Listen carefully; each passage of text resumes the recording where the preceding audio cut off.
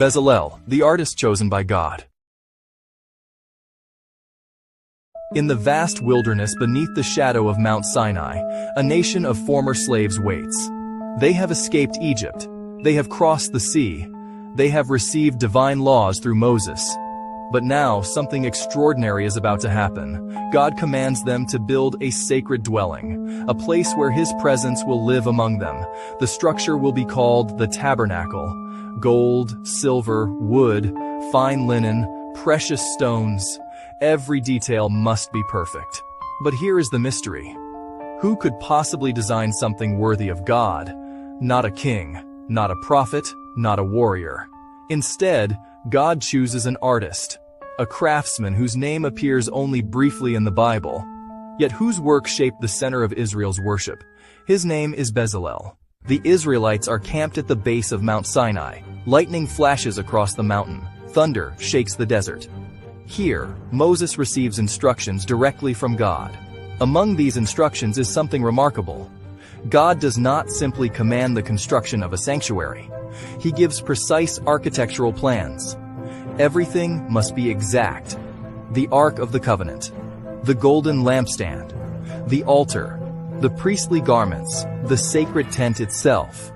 But then comes a surprising announcement. God has already chosen the man who will build it. God speaks to Moses. "See, I have chosen Bezalel son of Uri, son of Hur, of the tribe of Judah." This is the first time we hear the name Bezalel. But the description that follows is astonishing.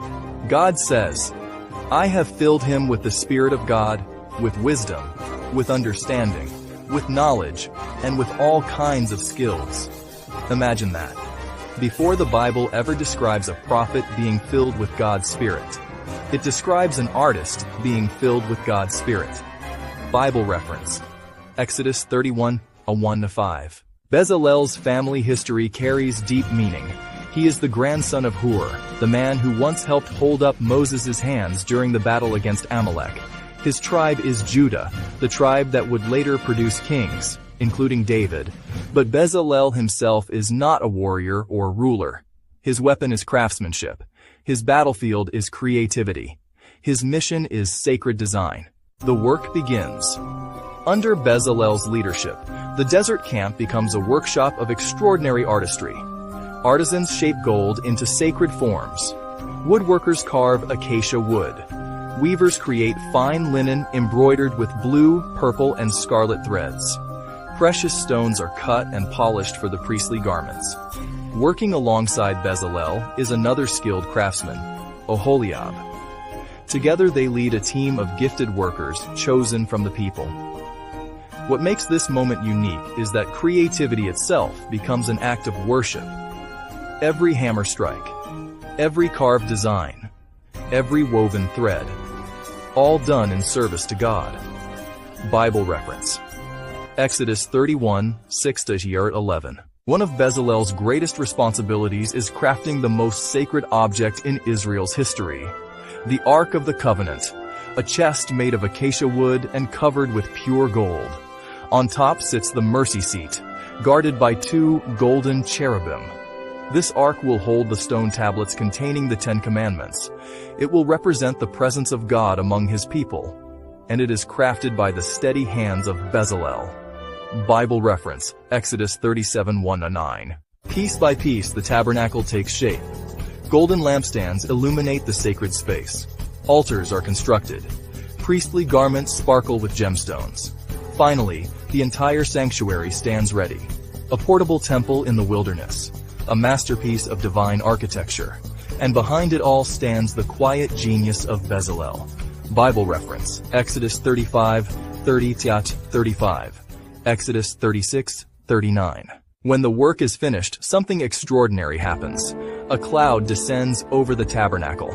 The glory of God fills the sanctuary. The presence of God now lives among the people, and the sacred space that holds that presence was crafted by human hands guided by divine inspiration. Bible reference: Exodus 40, 34, 35. The name Bezalel means "in the shadow of God." It is a fitting name for a man whose work brought people into the presence of God. His life teaches an important truth. God's calling is not limited to prophets, priests, and kings. Sometimes God calls artists, builders, designers, and craftsmen, and their work can be just as sacred. The story of Bezalel speaks powerfully to today's world. Many people today believe spiritual work only includes preaching or religious leadership. But Bezalel shows that art, design, craftsmanship, and creativity can also be sacred callings. Modern examples include architects, engineers, artists, filmmakers, designers. Creative work can reflect divine beauty. God didn't just give Bezalel spiritual inspiration. He gave him technical skill. This reminds us that excellence matters. In today's world, faith and professionalism should work together. Bezalel did not build the tabernacle alone. He worked with Oholiab and many other skilled workers. The same principle applies today.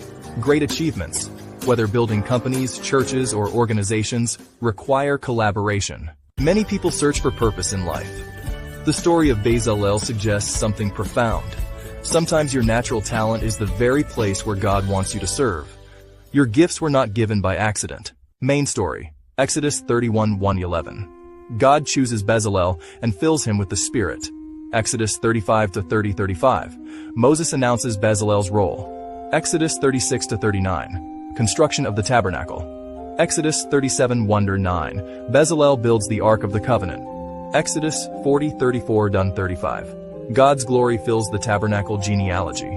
1 Chronicles 2:19-20. Family line of Bezalel. History celebrates warriors. History celebrates kings. History celebrates prophets. But sometimes, the person chosen to shape history is an artist. In the wilderness beneath Mount Sinai, one craftsman used gold, wood, fabric, and stone to build a place where heaven would touch earth. His name was Bezalel, and his story reminds us that the talents placed in our hands may be the very tools through which we help build something sacred in the world.